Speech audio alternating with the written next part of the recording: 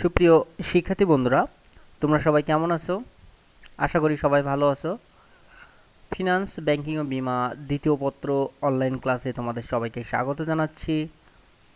তোমাদের সাথে আছি আমি সুব্রত স্যার, সুব্রত কুমার ঘোষ, প্রভাষক, ফিনান্স, ব্যাংকিং ও বীমা, আখাউড়া ক্যামব্রিয়ান কলেজ। দেখো শিক্ষার্থী বন্ধুরা, আমরা স্লাইডে কিছু ছবি দেখতে পাচ্ছি, অলরেডি তোমরা জানো, কারণ আজকে হচ্ছে তোমাদের এই অধ্যায়ের দ্বিতীয় ক্লাস, অর্থাৎ আমরা কোন বিষয়ে আলোচনা করতে যাচ্ছি। দেখো আমরা হচ্ছে যে ছবিগুলো দেখতে পাচ্ছি, অর্থাৎ সবগুলো ছবি কিন্তু অগ্নিজনিত দুর্ঘটনার কবলে পড়ে যে প্রতিচ্ছবি গুলো দেখানো হচ্ছে। দেখো হচ্ছে একটি গাড়িতে আগুন লাগছে এবং একটি হচ্ছে বাড়িতে আগুন ধরছে, অর্থাৎ সবগুলো কিন্তু অগ্নিজনিত ক্ষতির কারণে বা অগ্নিজনিত যে দুর্ঘটনা ঘটছে তার প্রতিচ্ছবিগুলো এখানে দেখানো হচ্ছে। অলরেডি তোমরা বুঝতেই পারছো যে আজকের আলোচ্য বিষয় কি। আজকের আলোচ্য বিষয় চলো দেখে নেওয়া যাক। আজকের আলোচ্য বিষয় কি? আজকে আলোচ্য বিষয় হচ্ছে অগ্নিবীমা, অর্থাৎ অগ্নিবীমা। তাহলে দেখো শিখন ফল, অর্থাৎ এই পাঠ শেষে আমরা শিখতে পারবো অগ্নি বিমাপত্র কি সেটি আমরা বলতে পারবো, এবং অগ্নি বিমাপত্রের যে শ্রেণী বিভাগ রয়েছে সেটা আমরা বলতে পারবো, অর্থাৎ ক্লাসিফিকেশন অফ ফায়ার ইন্স্যুরেন্স এটি সম্পর্কে আমরা বলতে পারবো। দেখো এখানে হচ্ছে অগ্নি বিমাপত্র কি। দেখো অগ্নি বিমাপত্র কি এটা আমরা একাধিকবার পড়েছি এবং আবারও জানছি, তারপরও আজকে একটু আলোচনা করছি অগ্নি বিমাপত্র কি। অর্থাৎ অগ্নিকাণ্ডের ফলে যে দুর্ঘটনা ঘটে থাকে, এই দুর্ঘটনা হাত থেকে বা এই দুর্ঘটনা থেকে আর্থিকভাবে সহায়তা পাওয়ার জন্য বিমাকারী প্রতিষ্ঠান বীমা গ্রহীতার সাথে নির্দিষ্ট সময়ের জন্য বা নির্দিষ্ট সময়ের ভিত্তিতে বীমাকারী প্রতিষ্ঠান ও বীমা গ্রহীতার মধ্যে যে নির্দিষ্ট প্রিমিয়ামের বিনিময়ে যে চুক্তি সংগঠিত হয় এটাকে বলা হচ্ছে অগ্নি বিমাপত্র। দেখো সকল বিমাপত্র আমরা অগ্নি বিমাপত্র জানি, অর্থাৎ অগ্নিকাণ্ড, নৌ বিমাপত্র অর্থাৎ নৌ দুর্ঘটনার ফলে বীমাকারী প্রতিষ্ঠান ও বীমা গ্রহীতার মধ্যে যে চুক্তি সম্পাদিত হয়ে থাকে, অর্থাৎ নির্দিষ্ট প্রিমিয়ামের বিনিময়ে যে চুক্তি সম্পাদিত হয়ে থাকে এটাকে বলা হচ্ছে কি নৌ বিমাপত্র। অর্থাৎ দেখো সকল বিমাপত্রের কিন্তু সংজ্ঞাটা একই, জাস্ট হচ্ছে অগ্নি বিমাপত্র মানে হচ্ছে অগ্নিকাণ্ডে দুর্ঘটনার ফলে যে ক্ষতি সংঘটিত হয়, অর্থাৎ আমার এইটুকু জিনিসটা হচ্ছে অ্যাড করতে হবে, অর্থাৎ আর কিন্তু সবই সংজ্ঞা হচ্ছে একই। দেখো এবার আমরা তার পরেরটুকু নিয়ে আলোচনা করি। অগ্নি বিমাপত্রের প্রকারভেদ। দেখো এই যে দিনের পর দিন যে শক্তি সম্পদের ব্যাপক ব্যবহারের পাশাপাশি অগ্নিজনিত বিপদ বা ঝুঁকির সম্ভাবনা যেমনই বৃদ্ধি পেয়েছে, তেমনই শিল্পপতি, ব্যবসায়ী সহ সকল শ্রেণীর মানুষের কাছে অগ্নিবীমার ব্যবহার দিনের পর দিন বেড়ে গেছে। তাই বীমা গ্রহীতাদের প্রয়োজন পূরণে এবং তাদের আগ্রহের প্রতি লক্ষ্য রেখে বীমাকারী প্রতিষ্ঠান অগ্নি বিমাপত্রকে বিভিন্ন শ্রেণীতে ভাগ করেছেন, যাতে খুব সহজেই একজন বীমা ব্যবসায়ীগণ বিভিন্ন ধরনের অগ্নি বিমা বা অগ্নিপত্র তার হচ্ছে ব্যবসায়ের ধরন অনুযায়ী পছন্দ করতে পারে। চলো দেখে নেওয়া যাক অগ্নি বিমার কী কী প্রকারভেদ রয়েছে। প্রথম হচ্ছে মূল্যায়িত বিমাপত্র। প্রথম হচ্ছে কি মূল্যায়িত বিমাপত্র। দেখো এই যে মূল্যায়িত বিমাপত্র মানে কি, অর্থাৎ যার মূল্য কিন্তু পূর্বেই নির্ধারণ করা হয়ে থাকছে, তাই তো, এটাকে বলা হচ্ছে মূল্যায়িত। দেখো খুব সহজভাবে আমরা বুঝতে পারছি, মূল্যায়িত তার মানে পূর্বেই মূল্যায়ন করা হয়েছে। দেখো যে বিমা চুক্তিতে বিমাকৃত সম্পত্তির মূল্য পূর্ব থেকে উভয় পক্ষের সম্মতিক্রমে নির্ধারণ পূর্বক বিমাপত্রে উল্লেখ থাকে এটাকে বলা হচ্ছে মূল্যায়িত বিমাপত্র। অর্থাৎ যে ধরনের ক্ষয়ক্ষতি সংঘটিত হোক না কেন, তার যে ক্ষতির পরিমাণটা পূর্বেই নির্ধারণ করা হয়ে থাকে। মনে করো হচ্ছে আমি চট্টগ্রাম বন্দর থেকে হচ্ছে খুলনা মোগলা বন্দরে হচ্ছে আমি একটা জিনিস, অর্থাৎ আমি কোনো যে পণ্যদ্রব্য আমদানি রপ্তানি করছি, এটা গেল নৌবিমার ক্ষেত্রে। আর অগ্নিবিমার ক্ষেত্রে ধরো মনে করো আমার গুদামে কিছু পণ্যদ্রব্য রয়েছে, এখন ওই গুদামে যদি আগুন লেগে নষ্ট হয়ে যায়, পণ্যদ্রব্যের পরিমাণ যাই হোক না কেন, আমি চলে গেলাম হচ্ছে কি একটা যে নির্দিষ্ট ফিক্সড অ্যামাউন্ট, অর্থাৎ মনে করো আমার হচ্ছে 10 লক্ষ টাকা ক্ষতিপূরণ দিতে হবে। আমার যদি ওখানে হচ্ছে 10 লক্ষ টাকা, আমাকে যদি ওখানে 50 লক্ষ টাকা বা 1 কোটি টাকার মূল্য থাকে, তারপরেও কিন্তু ওই যে মূল্য নির্ধারণ করা হয়েছে, অর্থাৎ মূল্যায়িত মানে পূর্ব থেকেই এর ক্ষতিপূরণের মূল্যটা নির্ধারণ করা হয়ে থাকে। এরূপ বিমাপত্রের একটি বিশেষ বৈশিষ্ট্য হলো এতে বিমাপত্রের বর্ণিত কোনো দুর্ঘটনার কারণে ক্ষতির উদ্ভব হলে সেক্ষেত্রে নতুন করে ক্ষতি মূল্যায়নের জন্য বা নতুন করে ক্ষতির যে প্রমাণস্বরূপ এর হাজির করার প্রয়োজন পড়ে না। এক্ষেত্রে সম্পত্তির কত অংশের ক্ষতি হয়েছে তা নির্ধারণ করে বিভাগীত মূল্যের বিচারে আংশিক ক্ষতি নিরূপিত হয়। তবে এরূপ নিরূপণ করা সম্ভব না হলে উক্ত ক্ষতিকে সামগ্রিক ক্ষতি বিবেচনা করা হয়। তাহলে দেখো অগ্নি বিমার প্রকারভেদ, প্রথমটা আমরা পড়লাম কি মূল্যায়িত বিমাপত্র। পরেরটা দেখি অমূল্যায়িত বিমাপত্র।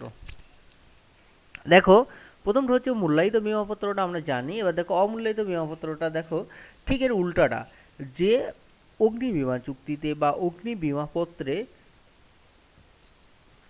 পূর্ব থেকে বিমাকৃত সম্পত্তির মূল্যায়ন করা হয় না। আগেরটা কি পূর্ব থেকে বিমাপত্রের মূল্যায়ন করা হয়ে থাকে, আর এখন বর্তমান যেটা বলা হচ্ছে এটাকে কি বলা হচ্ছে, পূর্ব থেকেই বিমাকৃত সম্পদের মূল্যায়ন করা হয় না, এটাকে কি বলা হচ্ছে, এবং মূল্যায়নের কাজ পরবর্তী সময়ে করার ব্যবস্থা থাকে তাকে অমূল্যায়িত বিমাপত্র বলে।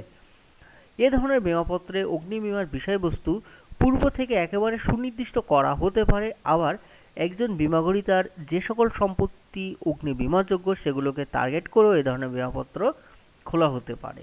দ্বিতীয় ক্ষেত্রে বিমার বিষয়বস্তুর মূল্যটা পরে নির্ধারণ করা হয়ে থাকে, এজন্য একে খোলা অগ্নি বিমাপত্র বলা হয়ে থাকে।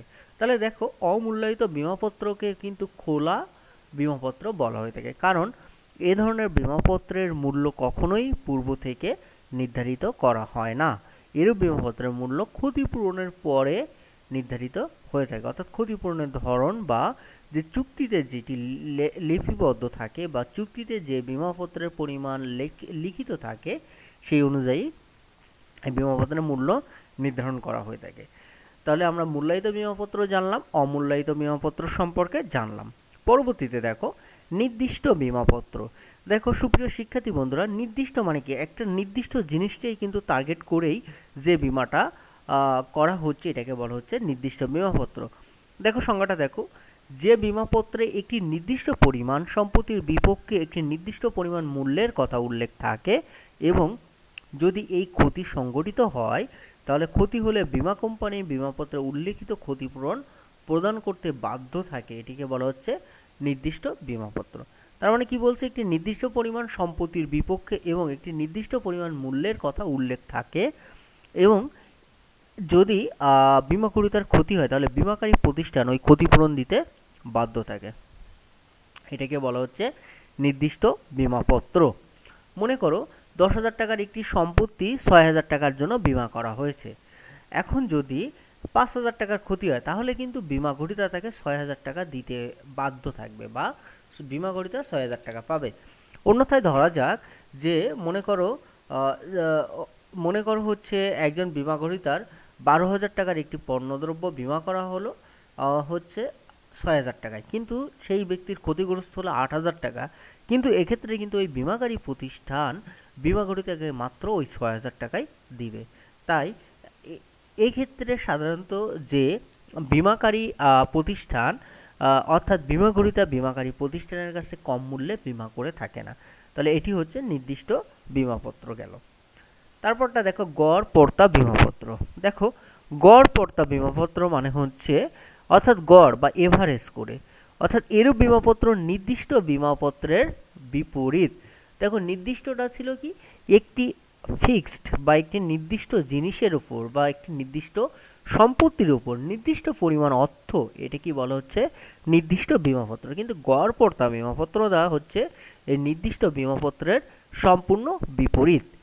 যে বিমাপত্রের বেলায় ক্ষতির উদ্ভব হলে বিমাপত্রে উল্লেখিত পরিমাণ দাবি পরিশোধ না করে, অর্থাৎ এই যে বিমাপত্রে উল্লেখিত পরিমাণ দাবি পরিশোধ না করে গড় পর্তা হারে তা নির্ধারণ করা হয়, অর্থাৎ ক্ষতির পরিমাণটা কি বলছে, একটি নির্দিষ্ট মানে যেটা উল্লেখিত পরিমাণ দাবি পরিশোধ না করে গড় পর্তা হারে তার দাবিটা পরিশোধ করা হয়ে থাকে তাকে বলা হচ্ছে গড় পর্তা বিমাপত্র।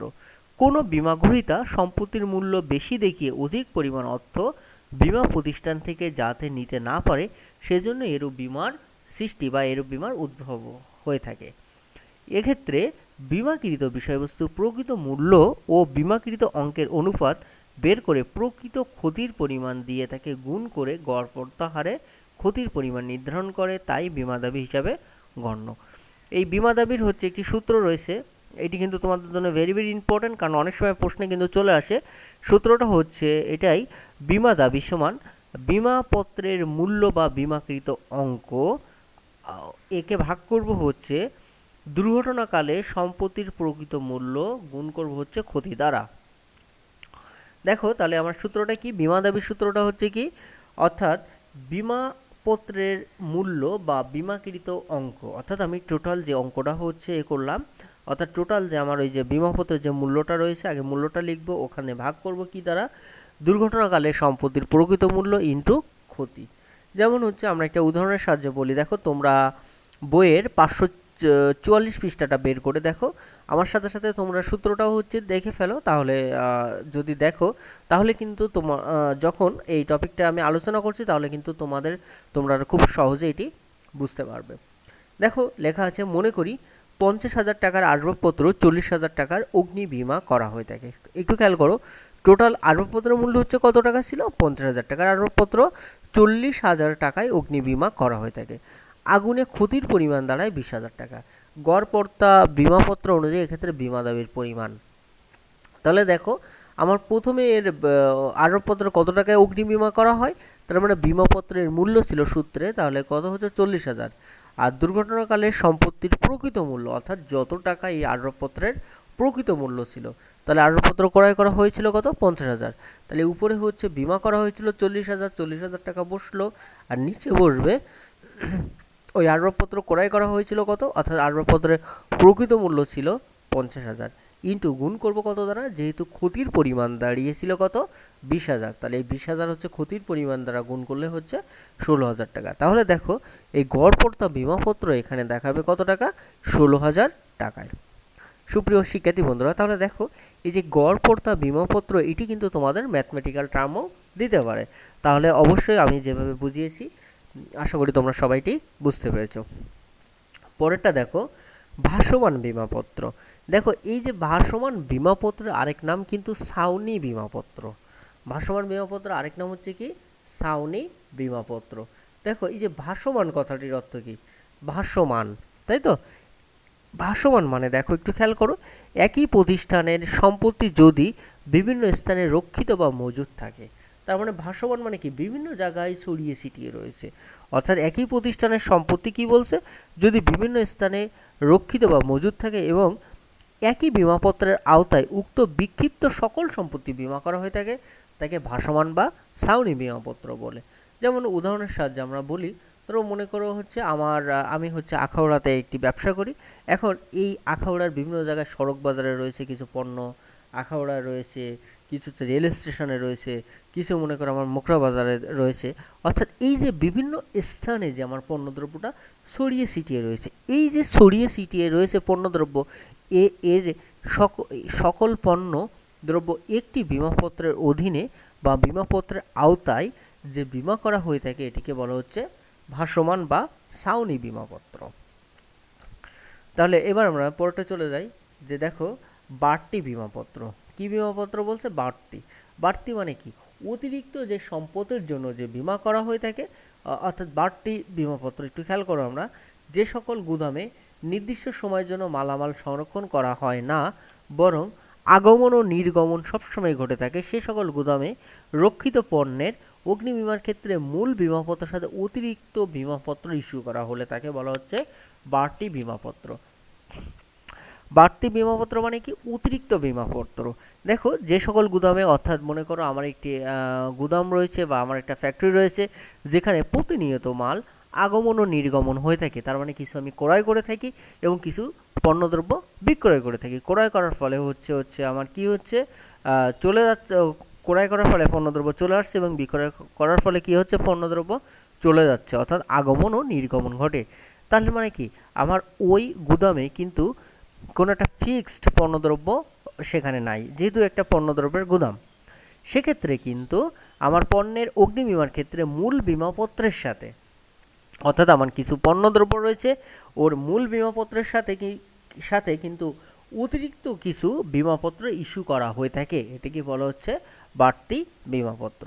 তাহলে দেখো এক্ষেত্রে বিমা গ্রহীতা তার কাছে ন্যূনতম যে পরিমাণ মজুত আছে সব সময়ই থাকে, তার জন্য একটি সাধারণ অগ্রিম বিমাপত্র, এবং যে আমার একটা হিসাব থাকে যে আমার টোটাল হচ্ছে এক বছরে কী পরিমাণ পণ্যদ্রব্য আমরা আগমন করতে পারে এবং নির্গমন করতে পারে সেটি উল্লেখ করে, অর্থাৎ বাড়তি উল্লেখ করে যে অতিরিক্ত যে মজুত মাল সংরক্ষণের জন্য যে একটি বিমাপত্র সংগ্রহ করা হয়ে থাকে সেটাকে বলা হচ্ছে বাড়তি বিমাপত্র। সুপ্রিয় শিক্ষার্থী বন্ধুরা, দেখো আমরা অগ্নি বিমাপত্রের যে প্রকারভেদগুলো পড়লাম সেগুলো হচ্ছে অলরেডি তোমরা বুঝতে পারছো। এবং আরও কিছু বিমাপত্র রয়েছে। দেখো ঘোষণাযুক্ত বিমাপত্র। কি বিমাপত্র? ঘোষণাযুক্ত বিমাপত্র। যে বিমাপত্রের বিমাগ্রহীতা একটি নির্দিষ্ট সময়ে তার কাছে সর্বোচ্চ যে পরিমাণ পণ্য মজুদ থাকতে পারে সেই পরিমাণ পণ্যের মূল্য উল্লেখ করে ওই অঙ্কের উপর সাধারণত 75% নগদে প্রিমিয়াম পরিশোধ করে বিমাপত্র সংগ্রহ করে এবং নির্দিষ্ট সময় পরপর প্রকৃত পরিমাণ পণ্যের ঘোষণা দিয়ে সারা বছর শেষে বিমা প্রিমিয়ামের সমন্বয় করে তাকে ঘোষণাযুক্ত বিমাপত্র বলে। খুব সহজেই আমি তোমাদেরকে বলি, দেখো যে বিমাপত্র বিমাগ্রহীতা একটি নির্দিষ্ট সময়ে তার কাছে, অর্থাৎ আমার কাছে যে সর্বোচ্চ যে পরিমাণ পণ্যদ্রব্য রয়েছে তার উপর কত পার্সেন্ট করবো? 75%। মনে করো আমার কাছে যদি 100 টাকার পণ্য থাকে তাহলে আমি কত টাকা করব? 75 টাকা নগদে প্রিমিয়াম পরিশোধ করব, করে বিমাপত্র সংগ্রহ করা হয়। এবং ওই যে পণ্যদ্রব্য 100 টাকার পরিপ্রেক্ষিতে আমি কত টাকার করলাম? 75 টাকার। এবং এই নির্দিষ্ট সময় পরপর প্রকৃত পরিমাণ পণ্যের ঘোষণা দিয়ে বছর শেষে বিমা প্রিমিয়াম সমন্বয় করে যে বিমাপত্র করা হয়ে থাকে এটাকে বলা হচ্ছে ঘোষণাযুক্ত বিমাপত্র। তারপরটা দেখো সমন্বয়যোগ্য বিমাপত্র। কোন বিমাপত্র? সমন্বয়যোগ্য বিমাপত্র। অর্থাৎ যে বিমাপত্রের পলিসি গ্রহণকালে প্রকৃত মজুদ হিসাবে লিখে প্রিমিয়াম ধার্য করা হয়। কি বলা হচ্ছে? অর্থাৎ যে বিমাপত্রের পলিসি গ্রহণকালে প্রকৃত মজুদ হিসাবে যে লিখে প্রিমিয়াম ধার্য করে এবং পরবর্তীতে মজুদের হ্রাস বা বৃদ্ধি ঘোষণাকলের মাধ্যমে বিমাকারীকে জানিয়ে যে প্রিমিয়াম সমন্বয় করা হয় এবং মেয়াদ শেষে প্রিমিয়াম হিসাব চূড়ান্ত করা হয় তাকে সমন্বয়যোগ্য বিমাপত্র বলে। একটু খেয়াল করে দেখো, সমন্বয়যোগ্য তার মানে আমার অ্যাডজাস্টমেন্ট বা সমন্বয় করার জন্য, সমন্বয় করে যে বিমাপত্র গ্রহণ করা হয়ে থাকে সেটিকে বলা হচ্ছে সমন্বয়যোগ্য বিমাপত্র। যেমন দেখো আমি একটা উদাহরণ হিসেবে তোমাকে বলি, মনে করো আমার বছরের শুরুতে, অর্থাৎ আমার একটি গুদামে 10 লক্ষ টাকার পণ্য মজুদ ছিল, তাহলে প্রথমে আমি কত টাকার মজুদ করলাম? ওই 10 লক্ষ টাকার যে মজুদ পণ্যটা ছিল তার উপরে অগ্নিবীমা করলাম। পরবর্তীতে দেখো ওই মজুদের আমার কিছু হচ্ছে আমরা কি করতে পারি, কিছু হচ্ছে ক্রয় করতে পারি বা কিছু বিক্রয় করতে পারি, অর্থাৎ এই মজুদের হ্রাস বা বৃদ্ধি ঘটতে পারে। এই ঘোষণার ফলে বিমাকারীকে জানিয়ে যে প্রিমিয়ামটা তাহলে আমার সেক্ষেত্রে কি করতে হবে? সমন্বয় করতে হবে। এবং আমার মেয়াদ শেষে, মনে করো 1 বছরের প্রায় শেষ মুহূর্তে প্রিমিয়াম হিসাব চূড়ান্ত করা হয় এবং প্রিমিয়াম হিসাবটা চূড়ান্ত করে যে সমন্বয় করা হয়ে থাকে এটিকে বলা হচ্ছে সমন্বয়যোগ্য বিমাপত্র। পরটা দেখো বাটাযুক্ত সর্বোচ্চ মূল্যের বিমাপত্র। তার মানে বাটাযুক্ত ডিসকাউন্ট। যে বিমাপত্রে সমগ্র বছরের জন্য মজুদ পণ্যের সর্বোচ্চ পরিমাণ ও মূল্য যা হতে পারে তা ঠিক করে লেখা হয় এবং তার ভিত্তিতে প্রিমিয়াম প্রদান করা হয় এবং বছর শেষে মজুদ পণ্যের পরিমাণ ও মূল্যের হ্রাস বৃদ্ধির কারণে প্রাপ্ত প্রিমিয়ামের 1/3।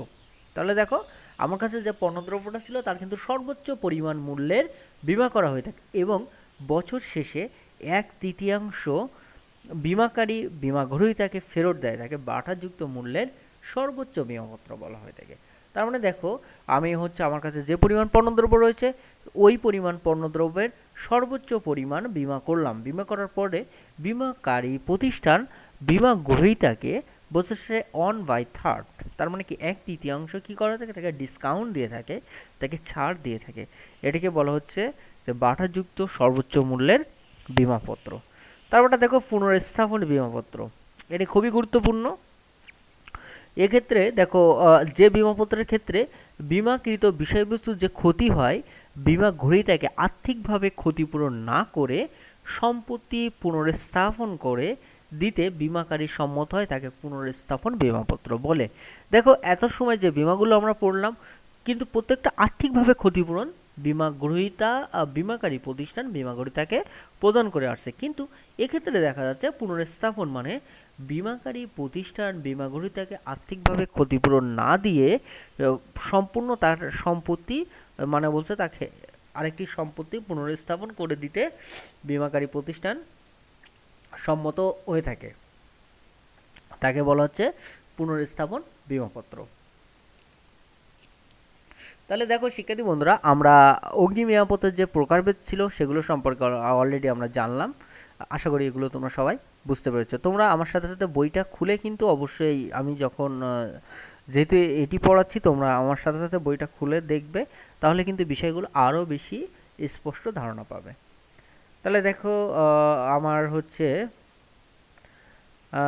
গ্রুপ এতে বা মূল্যায়ন হচ্ছে মূল্যায়িত বীমাপত্র কাকে বলে, গড়পড়তা বীমা কি, বাড়তি বীমাপত্র কি, এগুলো সম্পর্কে আমরা সবাই বলতে পারবো। তারপরে দেখো ভাসমান বীমাপত্র কাকে বলে, দলীয় কাজ অর্থাৎ দল এ অগ্নি বীমাপত্র ব্যাখ্যা করো, আর দল বিতে হচ্ছে অগ্নি বীমাপত্রের প্রকারভেদ ব্যাখ্যা করো। বাড়ির কাজ থাকবে তোমাদের বাংলাদেশে প্রচলিত যে অগ্নি বীমাপত্র রয়েছে সেটি ব্যাখ্যা করো। তাহলে সুপ্রিয় শিক্ষার্থী বন্ধুরা, আমরা আজকে হচ্ছে এই অগ্নি বীমা অধ্যায়ের দ্বিতীয় ক্লাস। অলরেডি তোমরা কিন্তু আমরা রিভিশন করছি, কারণ তোমাদের সামনে ফেজ 2 পরীক্ষা অলরেডি হচ্ছে ডিসেম্বরের 8 তারিখ থেকে তোমাদের ফেজ 2 পরীক্ষা।